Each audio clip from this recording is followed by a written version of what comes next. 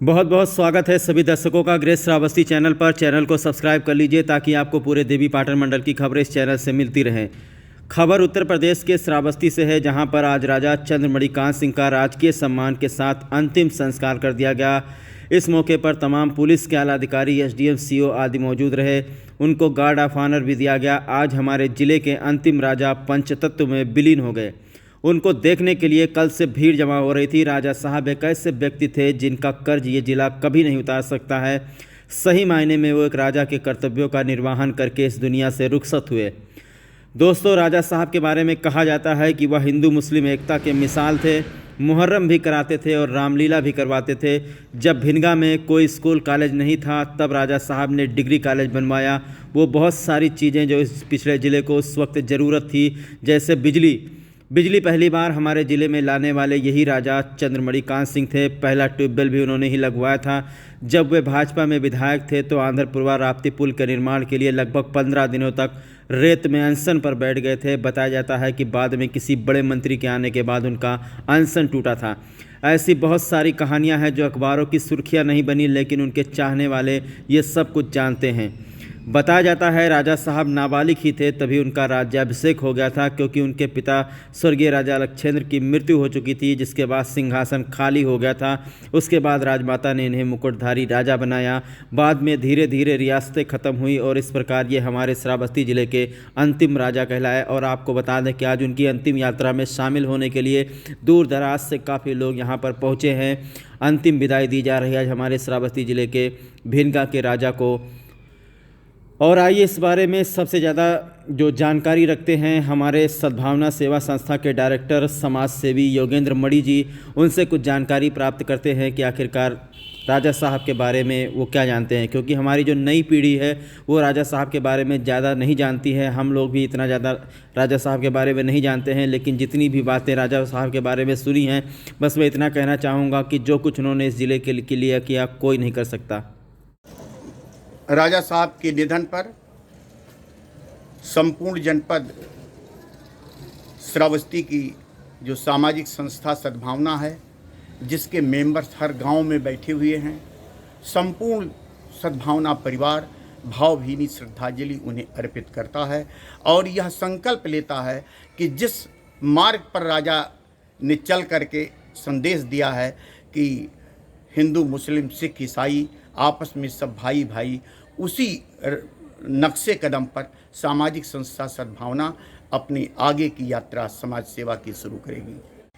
देखिए, महाराज चंद्रमणिकांत सिंह के विषय में एक चीज़ हम कह सकते हैं कि एक वह राजा आज अग्नि को समर्पित हो गया है जो स्वयं में फ़कीर था, जिसकी न कोई जाति थी न कोई मजहब था, इंसानियत ही जिनका धर्म था।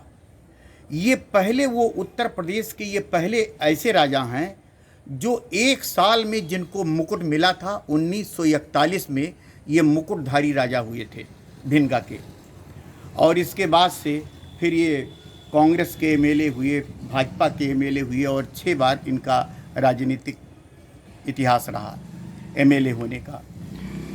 आज उनके पार्थिव पर जो भी लोगों ने देखा है, हिंदू और मुसलमान बराबर की संख्या में, बहुतायत की संख्या में, कोई ये जान नहीं पा रहा था कि ये हिंदू की मिट्टी में लोग शरीक होने जा रहे हैं कि मुस्लिम की मिट्टी में शरीक होने जा रहे हैं।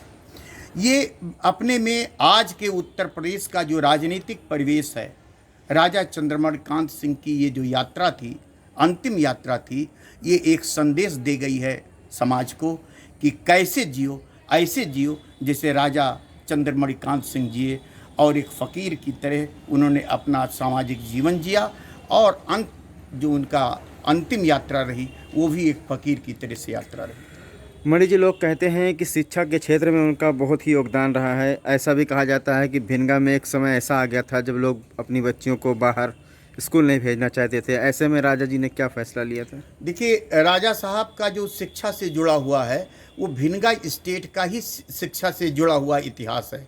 बनारस का यूपी कॉलेज जो पूरे उत्तर प्रदेश में ही नहीं उत्तर भारत में सबसे मशहूर कॉलेज है, वो इनके पिताजी के इनके परिवार के द्वारा स्थापित किया गया।